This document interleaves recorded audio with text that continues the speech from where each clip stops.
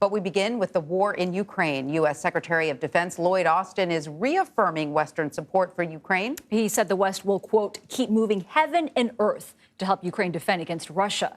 Austin held a meeting in Germany with more than 30 defense officials consisting of both non-NATO and NATO members. The group is working to coordinate military aid for Ukraine. Austin also said he wants to see Russia's military weakened so it cannot invade another country. But the stakes reach beyond Ukraine and even beyond Europe. Russia's invasion is baseless, reckless, and lawless. It is an affront to the rules-based international order. It is a challenge to free people everywhere.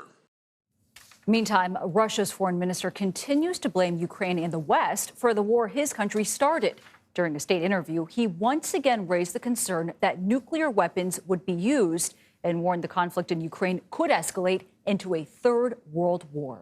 Here with more on this is CBS News foreign correspondent Chris Livesay, who's joining us from Kyiv, Ukraine. Hi, Chris. Great to see you. So Secretary Austin is in Eastern Europe, leading an effort to show the West's firm support of Ukraine. How is Ukraine responding to this show of support, and what concerns might this raise about Russia's next moves? Well, Ukraine couldn't be happier that the United States is putting its money where its mouth is because, of course, you know, the Secretaries of State and Defense didn't come to Ukraine empty-handed. They came announcing hundreds of millions of dollars in support, military support and weapons that could not come sooner as Ukraine is now facing an increased offensive in eastern Ukraine. As for Russia's response, they've called this show of support unacceptable. In fact, they clearly made a statement about it when the Secretaries of Defense and State were leaving Ukraine by attacking key infrastructure in central and western Ukraine, including train lines, and the very train line that those secretaries were on, albeit after they'd already left the country. On top of that, there have now been some mysterious explosions to Ukraine's west in the country of Moldova, specifically in this breakaway region known as Transnistria. It is very pro-Kremlin, and it has had Russian troops on its territory ever since the 90s.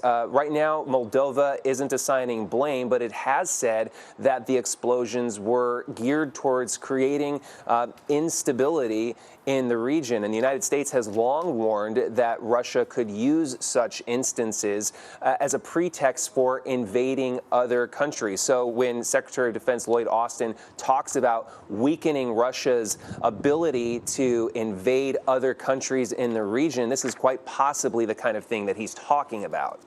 And Chris, I want to ask you about this. The International Atomic Energy Agency has a safety crew right now at the Chernobyl nuclear power plant, of course, the site of the world's worst nuclear disaster.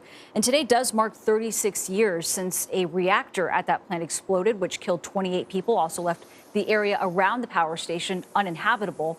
What are nuclear officials doing at the plant today, and how long are they expected to be there? Sure. Well, nuclear officials there today looked at radiation levels, which they said are abnormal. They've been abnormal ever since Russian troops occupied that plant, first by stirring up some of the radioactive material that's in the soil when they drove their heavy artillery like tanks on top of it, and then went on to create defensive positions in the dirt around it, digging trenches that brought a bunch of this radioactive material to the surface. In fact, today I spoke to the head of Ukraine's authority that oversees all of its nuclear power plants in the country, and he told me that those Russian soldiers are guaranteed to be suffering right now from radiation poisoning, probably in their bones, because it's impossible that they didn't ingest it in some way. And it's actually probably one of the reasons why they chose to abandon their position at Chernobyl after about a month. So now it's in the hands of Ukrainian authorities. Ukraine has some of the top nuclear specialists in the world. It's one of only 3 countries in the world that gets the majority of its energy from nuclear power and has Europe's biggest power plant here on its territory. So it's safely in Ukrainian hands. What's scarier is that Europe's biggest power plant here in Ukraine is currently in Russian hands, and they've shown signs of being extremely reckless or even using it as opportunities for terrorism because they fired tank shells at it. This is the plant of Zaporizhia in southern Ukraine I'm talking about. They've even fired missiles just over the top of this nuclear power plant, just barely missing it. And he tells me this shows either an act of vandalism or an act of terrorism. And he thinks a mixture of both, quite honestly, because Russia at the top levels knows exactly how dangerous it is and shouldn't be treating it this way because it could cause a kind of disaster like we saw in Chernobyl, which, as you mentioned, happened 36 years ago today. Never good when we're talking about anything with nuclear in the description. All right. Well, Chris Livesay in Kyiv, thank you so much for joining us.